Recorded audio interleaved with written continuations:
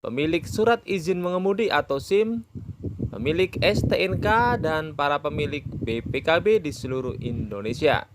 Jadi ada informasi terbaru di tahun 2023 kepada para pemilik EKTP, SIM, STNK, dan BPKB. Simak informasi ini sampai selesai agar teman-teman semuanya tidak gagal paham dan salah paham dalam menyerap informasi yang telah kami berikan. Halo semuanya, Assalamualaikum warahmatullahi wabarakatuh. Salam damai untuk Indonesia. Berjumpa lagi dengan Ranu Entertainment. Di kesempatan kali ini kami akan memberikan informasi penting kepada seluruh pemilik EKTP, surat izin mengemudi atau SIM, STNK, dan BPKB di tahun 2023.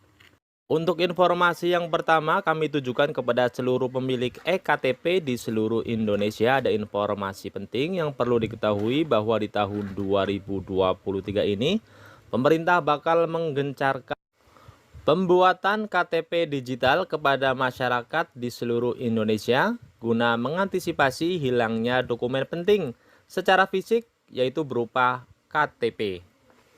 Sebab dengan KTP digital ini, dokumen kependudukan nantinya tidak perlu lagi dicetak atau disimpan di dalam dompet.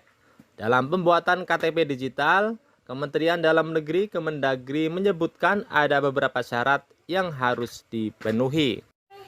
Seperti diterangkan oleh Dirjen Dukcapil Kemendagri Zidan Arif Fakrullah, salah satu persyaratan untuk pembuatan KTP digital adalah mempunyai handphone. Dan bagi warga yang tidak mempunyai HP, Zidan menuturkan warga tersebut masih tetap dilayani oleh Dukcapil. Untuk itu, Dukcapil tetap memberikan pelayanan identitas digital ini secara bertahap. Dan yang belum mempunyai handphone atau belum ada jaringan tetap akan dilayani dengan bentuk fisik dan pelayanan manual seperti biasanya. Dia juga mengatakan KTP digital nantinya akan dilakukan secara bertahap di seluruh Indonesia. Dan berikut ini adalah beberapa cara untuk pembuatan KTP digital di tahun 2023. Untuk yang pertama, unduh aplikasi identitas digital di Play Store di ponsel teman-teman semuanya. Kemudian yang kedua, input nomor induk kependudukan atau NIK, alamat email, dan nomor ponsel yang aktif.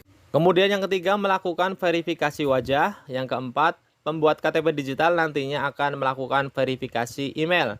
Setelah berhasil, kembali ke menu utama untuk login. Dan yang keenam, nanti di KTP digital ini tersedia menu utama seperti nomor KTP, kemudian data-data keluarga, nomor NPWP, kepemilikan kendaraan, dan kartu vaksinasi COVID-19.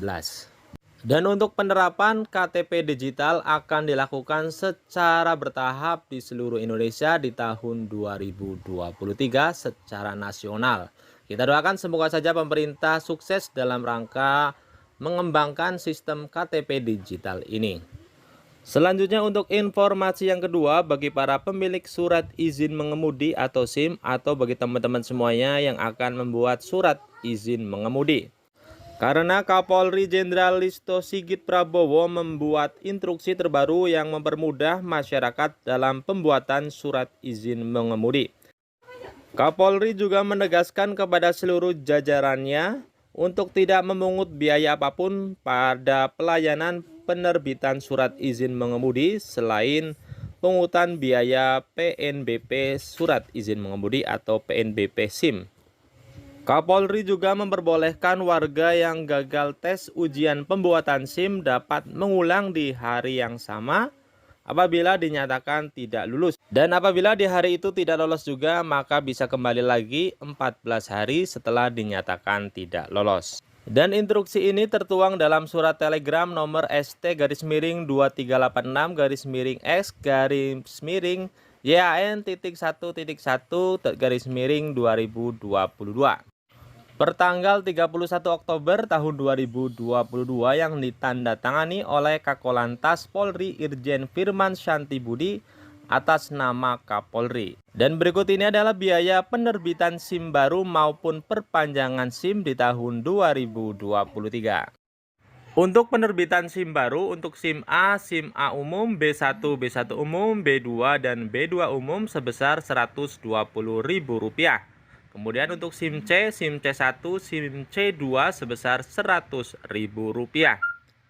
Kemudian untuk SIM D, SIM D1 sebesar Rp50.000 dan SIM internasional sebesar Rp250.000. Selanjutnya untuk perpanjangan SIM, SIM A umum, B1 umum, B2 umum sebesar Rp80.000. Kemudian SIM C, C1, C2 sebesar Rp75.000. Kemudian SIM D dan D1 sebesar Rp30.000. Kemudian SIM internasional sebesar Rp225.000. Arahan Kapolri selanjutnya adalah pelaksanaan pemeriksaan kesehatan jasmani dan rohani calon peserta uji akan di luar area gedung Satpas. Dalam hal ini, biaya pemeriksaan tersebut dipungut langsung oleh dokter atau psikolog pada pelayanan pemeriksaan kesehatan. Kapolri juga melarang petugas pelayanan penerbitan SIM menyalahgunakan pelaksanaan pemeriksaan kesehatan tersebut untuk melakukan pungutan biaya lain, baik secara langsung maupun tidak langsung. Untuk informasi yang ketiga, yaitu bagi para pemilik surat tanda nomor kendaraan atau STNK. Pemerintah akan melaksanakan pemblokiran STNK pada tahun 2023 bila para pengguna kendaraan tidak melakukan perpanjangan setelah masa berlaku 5 tahun habis selama 2 tahun berturut-turut. Direktur Jenderal Bina Keuangan Daerah Kementerian Dalam Negeri Agus Fatoni mengatakan, ketentuan ini sebenarnya sudah tertera dalam pasal 74 Undang-Undang Nomor 22 Tahun 2009 tentang angkutan umum dan angkutan jalan, namun saat ini belum juga terlaksanakan. Kami dari tim pembina Samsat Nasional sepakat akan segera melaksanakan agar tertib administrasi pemilik kendaraan bermotor dan pendapatan daerah bisa meningkat efektif di tahun 2023. Jadi di tahun 2023 ini, status kendaraan menjadi bodong permanen jika STNK-nya tidak diperpanjang selama 2 tahun berturut-turut. Jadi kendaraan yang diblokir tidak dapat diaktifkan kembali. Fatur juga menambahkan kebijakan ini agar berlaku efektif, maka pemerintah daerah kedepannya juga perlu menghapus pemutihan pajak kendaraan bermotor karena menurutnya kebijakan ini tidak mendidik masyarakat untuk membayar pajak tepat waktu. Selanjutnya informasi yang terakhir atau keempat adalah informasi kepada seluruh pemilik buku kepemilikan kendaraan bermotor atau BPKB. Polri akan memperkenalkan teknologi yaitu BPKB elektronik. Dan BPKB adalah salah satu dokumen yang wajib dimiliki oleh semua pemilik kendaraan bermotor. Jadi nantinya BPKB di masa depan akan dibuat dengan cara elektronik dan di dalamnya nanti akan ada chip canggih yang digunakan untuk satu fungsi tertentu. Nantinya chip yang dipasang di dalam BPKB ini untuk menyimpan data-data kendaraan secara akurat. Dan untuk BPKB elektronik ini bentuknya akan mirip seperti paspor konvensional dan akan dipasang logo chip di sampul BPKB elektronik tersebut untuk menjadi tempat pendataan kendaraan. BPKB elektronik nantinya akan terintegrasi dengan semua data Korlantas Polri. BPKB chip ini juga akan terintegrasi dengan stockholder. Keuntungan BPKB elektronik adalah memudahkan pelayanan proses mutasi kendaraan menjadi 1 hari kerja dari yang sebelumnya sampai dengan 1 hingga 2 bulan. Kemudian yang kedua, mencegah penyelewengan